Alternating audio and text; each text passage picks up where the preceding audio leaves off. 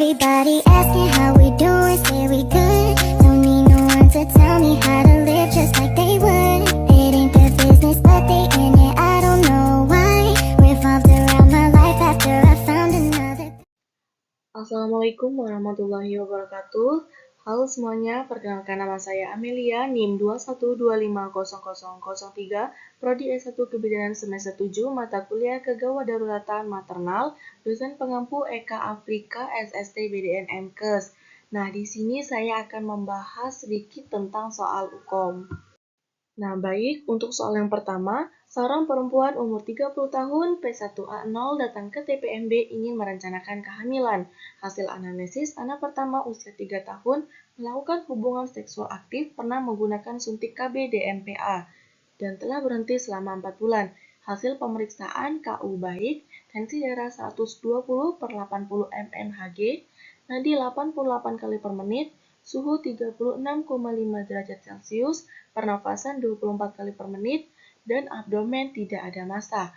Apakah faktor yang paling mungkin menyebabkan belum hamil pada kasus tersebut? A. Umur terlalu tua, B. Tekanan darah terlalu tinggi, C. Ketidakseimbangan hormon, D. Terlalu sering hubungan seksual, E. Jarak dari anak pertama lebih dari 2 tahun. Untuk jawabannya yaitu yang C. Ketidakseimbangan hormon. Nah, untuk itu kita lihat pembahasan di slide selanjutnya. Nah, ini pembahasannya yaitu pada akseptor KB DMPA, klien mengalami peningkatan hormon progesteron, sehingga apabila akan hamil, diperlukan keseimbangan hormon estrogen dan progesteron kurang lebih selama 12 bulan. Kemudian untuk soal selanjutnya yaitu seorang perempuan berusia 28 tahun datang ke TPMB dengan keluhan ingin konsultasi perencanaan kehamilan pertamanya. Hasil anamnesis menikah 2 bulan yang lalu, siklus haid teratur. Hasil pemeriksaan KU baik, tensi darah 110/80 mmHg, nadi 88 kali per menit, suhu 36,7 derajat Celcius, pernafasan 22 kali per menit, abdomen tidak teraba massa, IMT atau indeks massa tubuh 29, HB 11 gram per desiliter. Apakah konseling yang paling tepat pada kasus tersebut? A. Melakukan istirahat yang cukup, B. Mencapai berat badan ideal, C. Menunda kehamilan karena usia muda, D. Mengkonsumsi asam folat dan tablet Fe, E. Menjaga pola makan sehat dan berimbang. Nah, untuk jawabannya yaitu yang B. Mencapai berat ideal. Untuk pembahasannya, kita lihat di slide selanjutnya. Nah, ini pembahasannya. Pada kasus tersebut, IMT atau indeks massa tubuh lebih dari normal, sehingga apabila ingin merencanakan kehamilan, sebaiknya perempuan menurunkan berat badan terlebih dahulu dengan IMT-nya normal atau hingga IMT-nya normal. Nah, di sini ada tabel kategori IMT. Nah, apabila IMT-nya itu kurang dari 18,5 itu dikatakan BB kurang. Kemudian apabila lebih dari 18,8 sampai kurang dari 24,9 itu dikategorikan normal. Kemudian apabila lebih dari 25,0 sampai kurang dari 27,0 itu dikatakan BB berlebih. Dan apabila sama dengan dari 27,0 atau sama dengan 27,0 itu dikatakan kategorinya obesitas. Di soal tadi IMT-nya 29 maka dia termasuk di BB berlebih. Nah, soal selanjutnya, seorang perempuan umur 26 tahun datang ke puskesmas bersama pasangannya untuk mengetahui masa subur. Hasil anamnesis menikah 3 bulan yang lalu, siklus haid teratur, lama haid 6 hari, pola istirahat tidak teratur karena menggunakan selimut elektrik. Hasil pemeriksaan KU baik, tensi darah 120/80 mmHg, nadi 88 kali per menit, suhu 36,1 derajat Celcius, pernafasan 18 kali per menit, tidak teraba massa. Apa metode mengenal kesuburan yang paling tepat dikenal pada kasus tersebut? A. Kalender, B. Hormonal, C. Suhu basal, D. Ovulasi tes, E. Lendir serviks. Jawabannya yaitu E. Lendir serviks. Untuk pembahasannya kita lihat ke slide selanjutnya ya. Nah, ini pembahasannya. Berdasarkan kasus di atas, metode yang paling tepat adalah lendir serviks. Metode lendir serviks adalah metode mengamati kualitas dan kuantitas lendir serviks setiap hari. Periode subur ditandai dengan lendir yang jernih, encer, dan licin. Metode lendir serviks bermanfaat untuk mencegah kehamilan dengan pantang senggama pada masa subur, Selain itu, metode ini juga bermanfaat bagi wanita yang menghindari kehamilan. Metode lendir serviks dapat digunakan oleh perempuan yang memiliki siklus haid tidak teratur, istirahat tidak teratur, nulipara, perempuan gemuk maupun kurus, perokok, dan yang memiliki motivasi untuk mengenal kesuburan. Seorang perempuan umur 29 tahun datang ke puskesmas bersama pasangannya untuk mengetahui masa subur yang murah dan mudah. Hasil anamnesis, menikah 3 bulan yang lalu, siklus haid tidak teratur, lamanya haid 6-7 hari, pola istirahat teratur, tidak menyukai menyentuh vaginanya.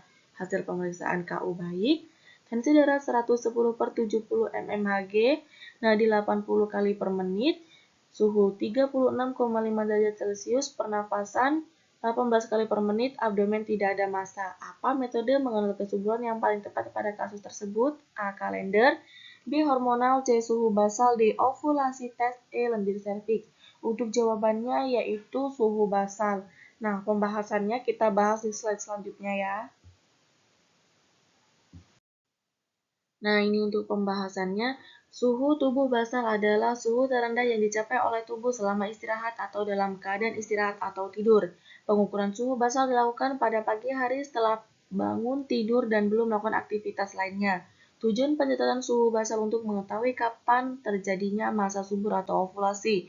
Suhu basal tubuh diukur dengan alat yang berupa termometer basal.